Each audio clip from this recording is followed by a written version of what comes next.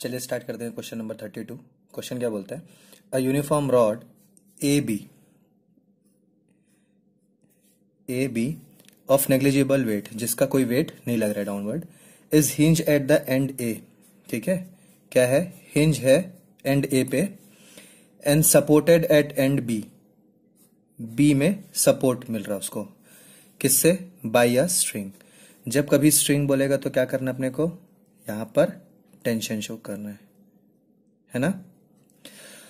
S shown the value of theta, अपने को क्या चाहिए, थीटा की वैल्यू चाहिए corresponding to the position of equilibrium, ठीक है, of the bar if Q is equals to P/2। ठीक है, क्वेश्चन क्या बोलता है, गिवन डाटा क्या है, given Q is equals to P/2। ठीक है, कब, जब वो इक्विलिब्रियम कंडीशन में हो, और साथ ही साथ क्या बोल रहा है, थीटा की वैल्यू निकालना है अपने को। ठीक है, ये क्वेश्चन में गिवन है और साथ ही साथ थीटा की वैल्यू क्या है, अननोन है।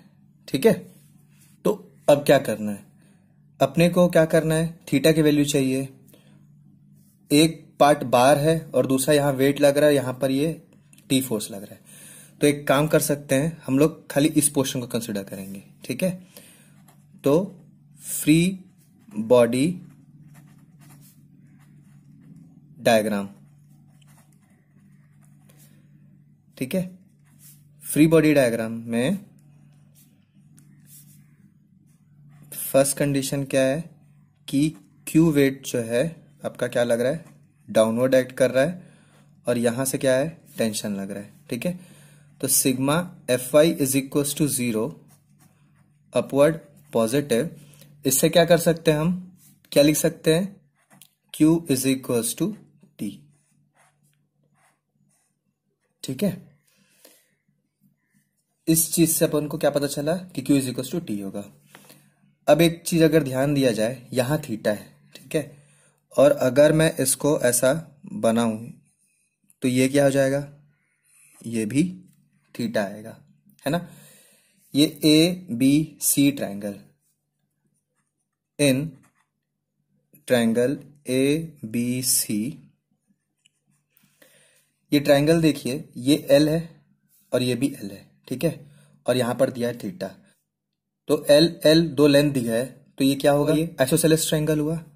तो अगर मान लो मैं इसको अल्फा लेता हूं तो ये भी अल्फा होगा, क्यों कि लेंथ और लेंथ बराबर है इसमें।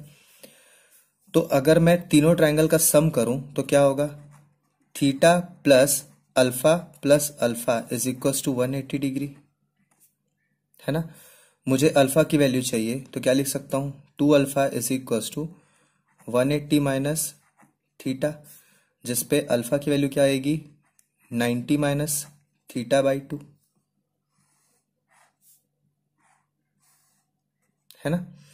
अब क्या करना है, अपने को क्यू की वैल्यू पता चल गई और अल्फा की वैल्यू पता चल गई, है ना। तो अब क्या चाहिए अपने को, थीटा की वैल्यू चाहिए। तो थीटा की वैल्यू निकालने के लिए इस वाले पोर्शन को कंसिडर करेंगे। अब इस वाले पोर्शन को कंसिडर किया जाए तो ये फ्री बॉडी डायग्राम मान लेते हैं, मैं ऐसा बना रहा हूं, ठीक है। ये टी फोर्स कुछ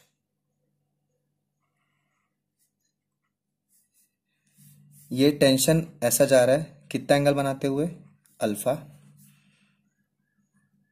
यहां से हॉरिजॉन्टल है आपका थीटा, इस पॉइंट, ये पॉइंट मान लेते हैं ए पॉइंट है, और ये क्या है आपका बी पॉइंट, जहां से डाउनवर्ड क्या लग रहा है, पी फोर्स लग रहा है, ठीक है। और साथ ही साथ ये क्या है, ये भी आपका थीटा है, जिसका यहां का लेंथ क्या है, एल। ठीक, अब अगर मैं इस फोर्स को रिजॉल्व करूं तो इससे 90 डिग्री बनाते हुए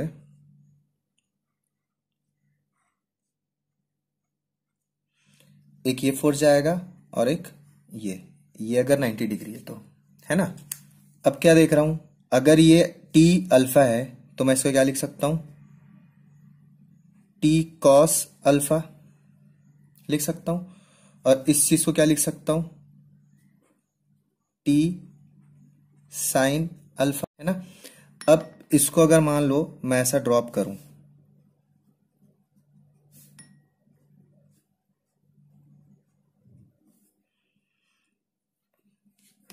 तो ये आपका क्या आया 90 डिग्री, और ये जो यहां से यहां तक का जो है वो क्या है, ये भी 90 डिग्री है ना। अब मेरे को क्या करना है, मुझे थीटा की वैल्यू चाहिए, तो मैं क्या कर रहा हूं, मोमेंट ले रहा हूं, moment at A, anticlockwise positive. अब moment at A anticlockwise positive ले रहा, तो मैं क्या करूंगा, थंब यहां रखूंगा, है ना, और ये फोर्स ऐसे घूम रहा है, ठीक। तो अगर मान लेते हैं ये फोर्स ऐसे घूम रहा है, तो इसका परपेंडिकुलर डिस्टेंस क्या होगा, ये डिस्टेंस होगा। तो मैं इसको क्या लिख सकता हूं, एल कॉस थीटा, ये लेंथ कितना हो जाएगा, एल साइन थीटा, है ना। तो अब क्या करना है, फोर्स इंटू परपेंडिकुलर डिस्टेंस, मतलब अगर थंब यहां रख रहा हूं तो ये कैसे घूम रहा, एंटी क्लॉकवाइज, तो क्या लिख सकता हूं, P into L cos theta, ठीक है। इसके बाद एक फोर्स ऐसे जा रहा है, ये सेम लाइन ऑफ एक्शन पे है जहां पर मैं मूवमेंट ले रहा हूं, तो ये तो कंसिडर नहीं किया जाएगा, बस ये बचेगा। इज इक्वल्स टू ये अपोजिट डायरेक्शन पे जा रहा है, कैसे घूम रहा है, ये क्लॉक डायरेक्शन पे, तो क्या लिख सकता हूं, टी साइन अल्फा, टोटल इसका परपेंडिकुलर डिस्टेंस क्या है, एल, है ना। तो अब क्वेश्चन में अगर आप देखें क्या गिवन था यहां पर, Q is equal to P by two, मतलब T को एलिमिनेट करना पड़ेगा, तो किससे एलिमिनेट कर सकता हूं, Q से, तो क्या लिख सकता हूं, P, ये L और L कट जाएगा, cos theta is equal to Q sine alpha, लिख सकता हूं, जहां पर Q साइन अल्फा में क्या जाएगा, Q sine 90 minus theta by two, ये वाली वैल्यू लिख सकता हूं यहां पर, है ना। तो अब इसको सिंप्लीफाई करूंगा तो क्या लिख सकता हूं, P बाई क्यू, क्यू को मैं यहां शिफ्ट कर दे रहा हूं, ठीक है। तो क्या लिख सकता हूं, sine 90 minus Q by two upon cos theta, ये क्या है, sine 90 minus theta by two. अगर मैं थीटा बाई टू को बीटा कंसिडर करूं तो 90 माइनस बीटा क्या होगा, तो साइन 90 माइनस बीटा क्या होगा, ये क्या हो जाएगा, cos theta by two upon क्या आ जाएगा, कॉस थीटा। और यहां पर मुझे क्या पता था कि Q is equal to P by two, तो इसको अगर मैं सिंप्लीफाई करूं तो क्या लिख सकता हूं, P by Q equals to P by two, ठीक है, इज इक्वल्स टू, यहां पर क्या लिखा है, कॉस थीटा बाई टू। अब कॉस थीटा क्या है, कॉस का हाफ एंगल है, ठीक है, तो हाफ एंगल फॉर्मूला लगेगा, तो हाफ एंगल फॉर्मूला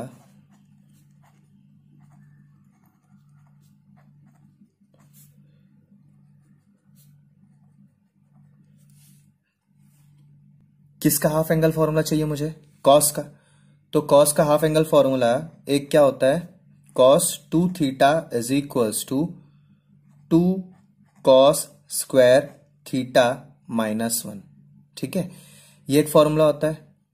और एक फॉर्मूला होता है 1 माइनस 2 साइन स्क्वायर थीटा, एक और फॉर्मूला होता है cos square theta minus sine square theta, ठीक है। तो ये इंपॉर्टेंट है, ठीक। तो इस कंडीशन में क्योंकि कॉस है तो कॉस के टर्म पे है, तो मैं इसको यूज कर रहा हूं, ठीक है। तो इसकी जगह मैं क्या लिख सकता हूं, कॉस थीटा बाई टू, यहां पर क्या है, कॉस थीटा है, तो यहां पर अगर कॉस थीटा को कॉस टू थीटा मानूंगा तो क्या लिख सकता हूं, यहां पर 2 cos square theta by to minus 1। अब P और P तो कट जाएगा, तो ये क्या हो जाएगा, 2 is equals to cos theta by 2 upon 2 cos square theta by 2 -1। अगर मैं कॉस थीटा बाई 2 को x मान लूं, ठीक है, ये सिंप्लीफाई करने के लिए मैं x मान रहा हूं, ठीक है। तो इसको मैं क्या कर सकता हूं, 2 is equals to X upon 2x² -1, है ना। तो ये इधर चले जाएगा तो क्या लिख सकते हैं, 4x² -2 is equals to x. इसको और सिंप्लीफाई कर लिया जाए तो क्या लिखेंगे इसको, 4x² minus x -2 is equals to 0। इस इक्वेशन को मान लेते हैं इक्वेशन 1। एक फॉर्मूला अपन को पता है, क्या है, x is equals to -b plus minus √b² minus 4ac upon 2a, है ना। इस फॉर्मूले से x की वैल्यू निकाल सकते हैं अपन, ठीक। मगर मैं डायरेक्ट कैलकुलेटर से सॉल्व कर रहा हूं।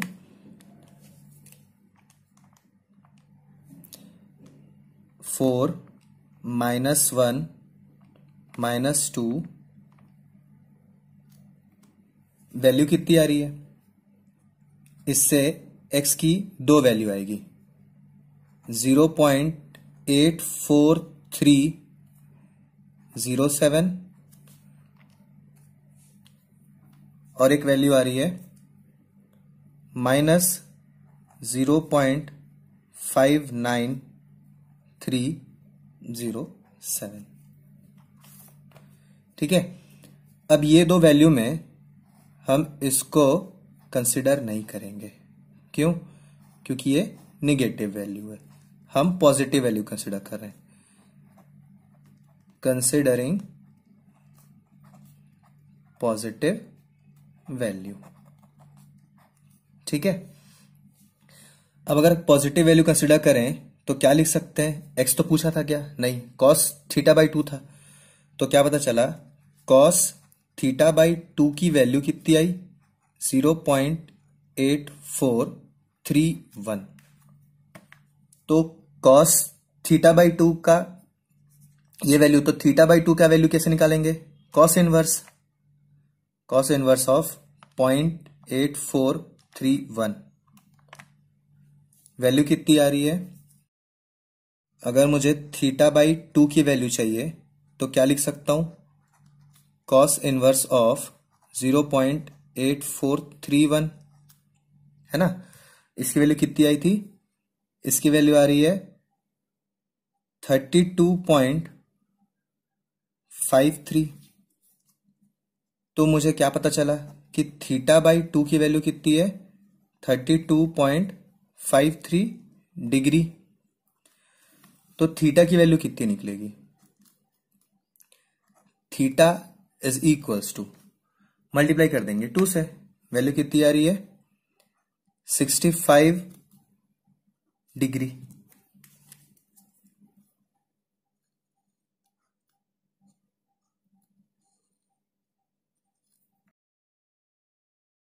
Thank you.